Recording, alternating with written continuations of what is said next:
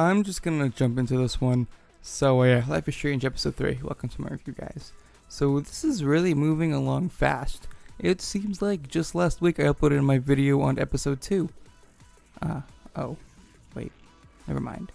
Anyways, this one's titled Chaos Theory, and for good reason, that we'll get onto a little bit later on. So my gears have changed as far as complaints and praises go. My absolute biggest complaint was the gross underuse of Max's rewind power. Even though episode 2 brought us so much more use of it over the first one, episode 3 is where things get a little spicier. Taking a break from the intense drama that ensued in episode 2, episode 3 Chaos Theory gives us a little slack, some time to kind of wind down. However, it's short-lived when developer Don't Nod plops a major plot twist at the end that puts the story on an almost entirely new path. That makes me kind of mad, but also hopeful for what the final 2 installments may hold. But I'm getting a little ahead of myself, so let's go in segments because that seems the most appropriate. First, the time rewindy thing. Like I said in my past 2 videos, I felt the rewind mechanic was immensely underused and was kinda disappointing. However, in this installment, they make the most of it by far with neat little verbal puzzles that allow you to back up time only to use the information you gathered from someone against them to gain more information to another kind of information.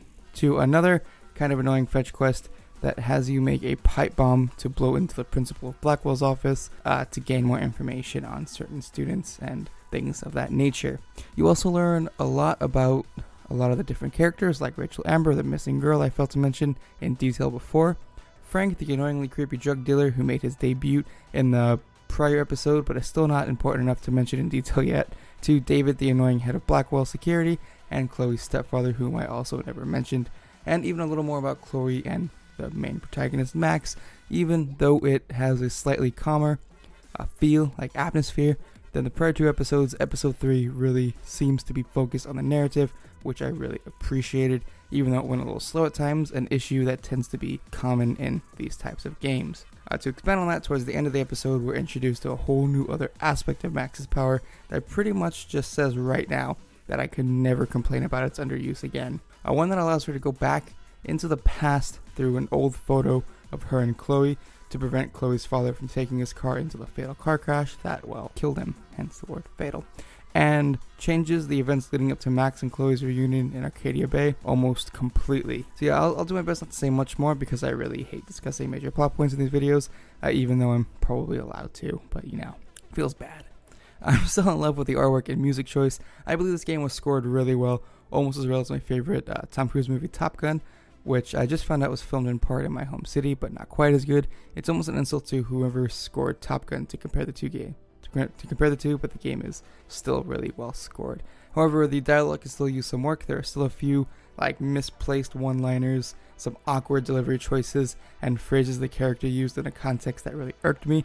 That kind of reminded me of like back in 2012, like when some kid would like just discover the internet and they'd go around spouting like meme garbage everywhere in real life. It sounds misplaced, and I have yet to see any American 18-year-old talk like that. However, they did seem to fix the issue of some of the characters showing bipolar characteristics at weird times, and all the emotions seemed well placed, so thankful for that. The back and forth dialogue between Max and Chloe really seems as though they're, really close friends, and whoever writes and voices them deserves a reward of some sorts, because it's little details like that that help this game seem so well grounded and like real, despite some of the unrealistic dialogue at some parts. I mean, come on. Who even says hella anymore outside of people from the 70s? It's kind of weird.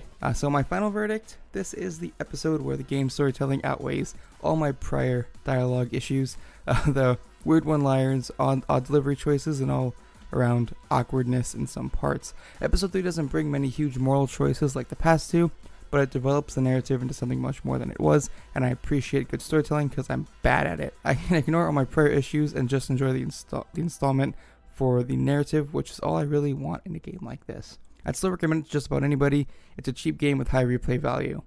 So in conclusion, I won't be making any more videos on this game until the final 2 episodes release, as I'm sure no one wants 5 individual videos as much as I'd like to make them. I only decided to make a separate video on this one because I feel it deserves it, for all the reasons mentioned above and then some. So with that said, I'll see you guys in my next video. Thanks for watching. Be sure to check out steamfirst.com for the best news, reviews, videos, and content relevant to all things Valve and Steam. Also be sure to check out our live stream on YouTube. I think there's one every Friday, and then I do a couple every couple days. And be sure to buy our t-shirts and all that other stuff. Links to everything in the description. Thank you guys for watching. I'll see you guys in the next video. Goodbye.